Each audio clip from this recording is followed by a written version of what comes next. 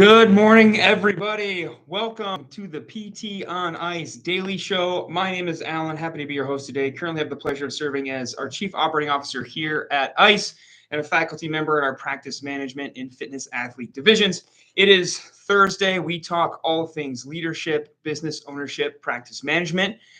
Leadership Thursday also means it is Gut Check Thursday. It is the 4th of July, so we have a gnarly hero workout planned for you all this week. The workout, I just finished it. It is called Glenn. Glenn is named for former U.S. Navy SEAL and CIA operator Glenn Doherty. He was killed in the attack on the U.S. Embassy in Benghazi back in 2012. And so this is a very long, very kind of moderate intensity piece with a bunch of different stuff thrown together. So the workout starts with 30 clean and jerks. Recommended weight there for guys, 135, 95 for ladies. That should be a weight that you can hit for smooth, consistent singles, getting done somewhere between maybe 3 to 5 minutes. Out the door for a mile run, a 2K row for guys, 1,600 meter row for ladies, or a 4K bike for guys, 3,200 meter bike for ladies. After that cardio piece, you're back in the door for 10 rope climbs. That also looking to be done in maybe 3 to 5 minutes, a rope climb every 15 to 20 seconds or so. If you can't rope climb, we have some scaled options for 20 pull to stands or 30 strict pull-ups, whether that's with actual strict pull-ups or with a band, but some sort of challenging vertical pulling motion that's going to get you done in 3 to 5 minutes. Back out the door, repeat that mile or that row or that bike, and then come in the door one final time for the coup de grace, 100 burpees. So for a lot of folks, this is going to take maybe 45 to 60 minutes. It's going to depend obviously a lot on your mile run time, your ability to cycle that barbell, and your ability to motor through, more importantly, those 100 burpees at the end. Treat this workout just like a run where you're maybe aiming to decrease your split time, start slow, build up speed. The worst thing you can do is race through those clean and jerks in that first run and then crash into a wall on those rope climbs that second mile. And definitely you can hit the wall if you're not careful on those burpees and turn that into a really miserable end to the workout. So just pace yourself, go slow, get faster kind of mindset. So that's Gut Check Thursday. Today is 4th of July. We're kind of talking about a topic related to the 4th of July in the United States of America, the American mindset, the cultural mindset that we can and we should and we have to save everybody, right? We have to be the world's police and the world's diplomat. And inside of America, as healthcare providers and physical therapists, we have to save every patient. So the title of today's topic is You Can't Save Everyone. And so I don't want this to be a pessimistic episode where you leave feeling discouraged and like you should give up. I hope you actually leave this episode feeling maybe a little bit more relaxed, a little bit more empowered in your practice. So this topic came from a question we had from a student at the Fitness Athlete Live Summit a couple weeks ago. On Sunday mornings at Fitness Athlete Live, we take Q&A. We get some really good questions. We get some really good discussion points. And a student named Trevor Purcell, who's nearby me here in Clarkston, Michigan, had a question. Said, "Hey, man, you're doing the thing. You're using the symptom behavior model. You're finding out what's wrong with people. You're giving them manual therapy and exercise that's reducing their symptoms. You're trying to get them into loading and higher intensity exercise. You're figuring out what music they like. You're pumping the jams. You're trying to high five. Like you're bringing it, right? In every aspect of your practice, the clinical reasoning, the manual therapy, the exercise, the personable skills, the DJ skills, you are bringing the heat. And that person is just straight up not feeling it. Like what do you do? How do we get those people to get more serious, to get them to maybe transition to doing a maintenance program with us at the clinic, or maybe transitioning to a fitness program out in the community with a resource that you may have associated with your clinic? Like, what do we do with those people who seem to, no matter what value we're showing them, just really don't seem interested in picking up what we're putting down? And so my answer back to Trevor was, be careful, right? Be careful that we don't try to save everybody, even people who don't want to be saved. And so today I want to talk about that. I want to unpack that answer in a little bit more detail. I want to talk about the numbers behind the physical therapy profession and how many people we're expected to help. I want to talk about what I call the lie, how we learn to help people in physical therapy school. And then I want to finish and talk a little bit about the reality of what it actually looks like in practice to work with those people and some tips and tricks for that. So let's start with the numbers. Numbers are boring. As Jeff Moore, our CEO, would say, data doesn't change behavior, but I'm a firm believer that even though data doesn't directly change behavior, telling somebody they're going to die early if they don't lose weight or stop smoking or sleep better or exercise more, all that stuff, we know that just doesn't flip a switch in people and all of a sudden they change all of their less than optimal health behaviors. But that being said, even if data doesn't change behavior, I'm a big believer that data does inform decisions. And so knowing the data going into any situation can make us better prepared for that situation, even if it doesn't directly influence a decision in that situation. And so stepping back on a macroscopic level and looking at analysis of our profession, there are about 300,000 licensed physical therapists in the United States of America versus a population of 330 million Americans. So if we were to pair up one physical therapist with patients and say, this is your charge, this is your crop of people that you need to help every year get moving, stay with whatever fitness program they've been turned on to, you would need to help 1,100 individual people per year. Now, the truth of that 300,000 is that those aren't all full-time practicing physical therapists. That we have about 90,000 full-time physical therapists in outpatient. We have about 60,000 in acute care, skilled nursing, inpatient rehab, sort of the hospital side of the equation. And we have about 26,000 folks working in home health for a total of 176,000 full-time licensed practicing physical therapists, people getting up every day, putting on the uniform and going out to man their post on the trench, right? So automatically that cuts our profession at about half. All the rest of those people are in academia, they are in management or ownership, they're no longer practicing, they are part-time, or even many of them are retired and they just want to keep their license because once you let it lapse, it's a lot harder to get it back than if you just keep it renewing. So that changes the equation a lot. That means every physical therapist now has to help about 1,900 patients, right? Almost double the amount of patients. And if we take a hypothetical scenario where you are an outpatient physical therapist, your productivity is maybe moderate. You see a patient every 45 minutes. You see about 12 patients a day, 60 patients a week.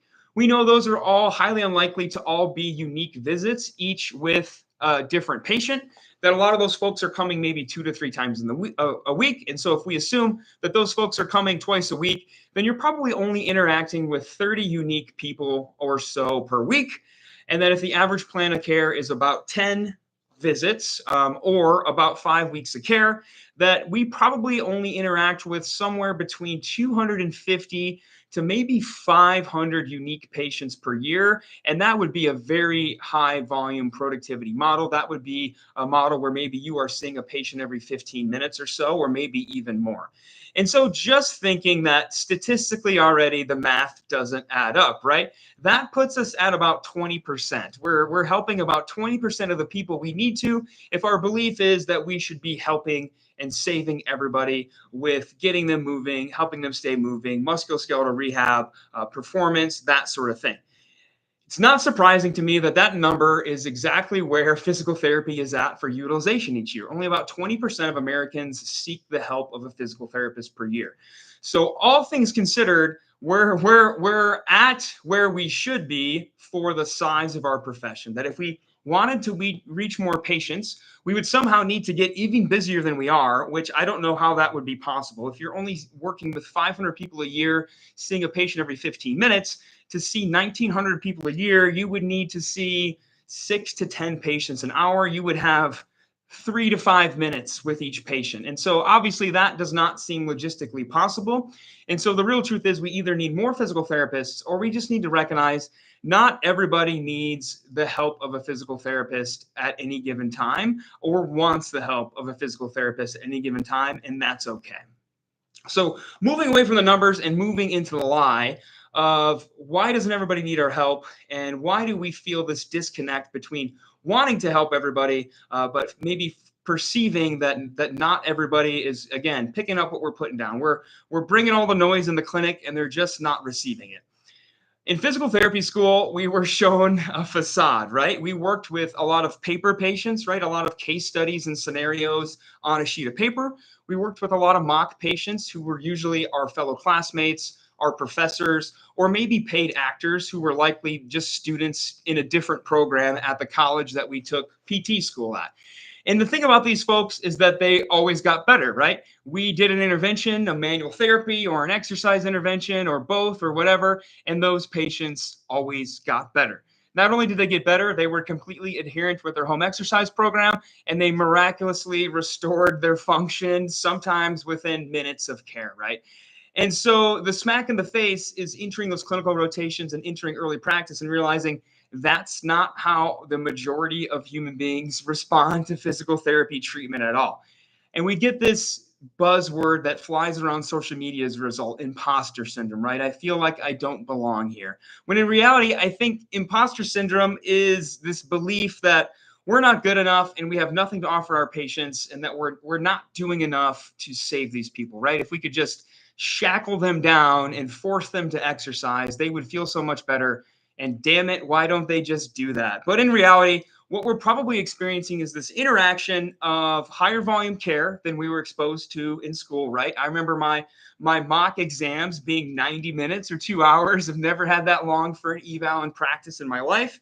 And we also had at a lack of basic clinical reasoning coming out of school and a lack of exercise prescription skills. So we're interacting in this high volume model where maybe we're not able to quickly figure out what's going on, correctly dose manual therapy and or exercise for that person to show them a symptom reduction, and also that they just tend to not get 100% symptom relief even if we do nail it on the head. And so we leave the clinic every day feeling defeated, like we're not helping anybody, like we can't possibly help everybody. And then we come with questions like, what do you do when people just won't accept the treatment that we know is the best choice for them? And so that brings me to my final point, the reality of practice, that not every person needs or wants our services, especially in the span of an entire year. I think often of my own mother, who is a very unhealthy person, has been unhealthy her entire life, who is really a testament to the resilience of the human body, has never exercised, has never picked up a heavy thing, has never got her heart rate above baseline, who I don't think has ever eaten meat or anything that's not packaged or processed in a piece of paper or a piece of plastic, right? Lives off Twinkies and ho-hos and 7-Up and lunch meat and kind of the typical baby boomer diet of nuclear family processed food. Has been healthy her entire life, has done nothing about it. And this past December, having a string of 3 hospital admittances in about a month of being so sick that it was tough for even the doctors at the hospital to figure out what was wrong, having septic shock, having COVID, just really kind of decaying in a hospital bed. And me going down to that hospital, a 2-way drive each way, to get her some physical therapy, 10 to 15 minutes of movement, and seeing the kind of miraculous change that she made just doing 10 to 15 minutes of higher intensity exercise a day, right? Function restored, no longer needs a walker, no longer needs oxygen, standing on her own, back to kind of her baseline before she started to get sick and go in the hospital. And thinking that finally, by gosh, this is it. This is the light bulb moment where she's going to connect that the exercise she's doing is related to how much better she's feeling, how much more function she has, the realization that she can probably continue to live independently, and she just has to keep doing this stuff. And then again, that lie, right? That getting smacked in the face moment of going back home and hearing, I don't want to keep doing that. I hate that. I'm never going to do that again in my life unless I have to. And feeling that disappointment, right? Of gosh, why won't you let me save you? And finally, coming after a really bad failed intervention to say, hey, you need to turn your life around. You could die. We don't have the time and money to continue to do this with you. I can't keep driving here 4 hours a day to make you do 15 minutes of exercise. And that moment of, well, I don't want you to. I don't want to do this exercise stuff. I only did that because I had to. And that's really kind of what we hear a lot from our patients in the clinic, isn't it? Right? We hear a lot of the reasons sometimes that they come to see us are extrinsically motivated. They have to come see us in order to get that image they want, in order to get an extension on that pain medication. Maybe they're coming to see us so their spouse or their kids or their grandkids or their friends or whoever stops nagging them about going to get their elbow pain seen or their knee pain or figure out why you're falling. So a lot of times patients can show up without the necessary intrinsic motivation on board that we know we need to see to really have a person make a significant lifestyle change. And understanding that real people don't behave like the fake patients we interacted with in physical therapy school. They don't always 100% get better all the time. They don't miraculously buy into our care. They aren't lifelong proponents of physical therapy just because we treated them once. That's not how real people behave. They have a number of different expectations, a number of different barriers, and a number of different motivation reasons to or to not come to physical therapy. I'm a big fan of the 90-10 rule. This is something I learned from our CEO, Jeff Moore. Don't spend 90% of your time helping 10% of people, right? Do the opposite. Spend 10% of your time helping 90% of people because they have the motivation on board that you need to see, that they can make those changes we want to see them make, but they are also voicing and they are showing you and telling you that they want to make those changes. And now that's not to say that we abandon those other people, we abandon the 10%, but rather we reserve ourselves, right? We don't beat ourselves up that we haven't convinced a person who is maybe 85 years old, who has never exercised in their life, who has never eaten something that hasn't been processed, is not probably going to make a miraculous life change after coming to see us for physical therapy for just a couple visits. And so letting yourself off the hook a little bit.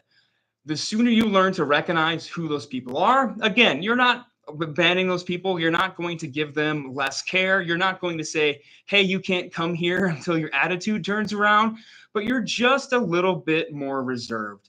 You're understanding that if you continue to dump a lot of energy and passion into a person who's not reciprocating it, it's unlikely that you're going to see that behavior miraculously change until something else changes in their life. And there's no harm in that, and there's no reason to feel bad about that, because I would argue that you have cemented yourself as a resource in that person's life. That if in the future they encounter another injury, they're probably going to come see you, which is great because it's better to come see PT 2.0 than PT 1.0 or surgery 0.0 or whatever. It's better for you to be the resource in their life for when that pain does pop back up. And if they are ready to make a change, they are ready to lose weight, get fitter, get stronger, stop falling, stop smoking, stop drinking, sleep better, whatever might change in their life, once they get their own life figured out on their own time, they have you as a resource. And I think that's very, very, very important. And that's very, very, very noble and good work to be doing in your community while you continue to pour the majority of your energy into the people who are reciprocating the things that you're trying to teach, the things you're trying to show, and the lifestyles we're trying to change and shape. So you can't save everybody. The numbers support that it's not possible anyways. Recognize that we were kind of set up for failure from the start with school, of never encountering patients who didn't get better, patients who didn't want to come to physical therapy, patients who were soul sucking sometimes in their physical therapy session. And I think it's a normal and natural reaction, the way that entry-level schooling is currently run, for us to get that smack in the face feeling when we leave school of, oh boy, this is much different than those fake actor patients in those paper case studies. And the reality of what can we do? We can't dump our energy into those folks and expect them to change on their own. It doesn't mean that we abandon them. It doesn't mean that we discharge them. It means we continue to be a resource for whenever they're ready to change. And we pour the majority of our energy into the folks who want and are currently trying to make those changes and need and want our help to do so. That's all I have for you all on this wonderful Thursday. I hope you have a great 4th of July. I hope you have a nice long weekend. Hopefully you have tomorrow off work. Have a great weekend. We'll see you all next week. Bye, everybody.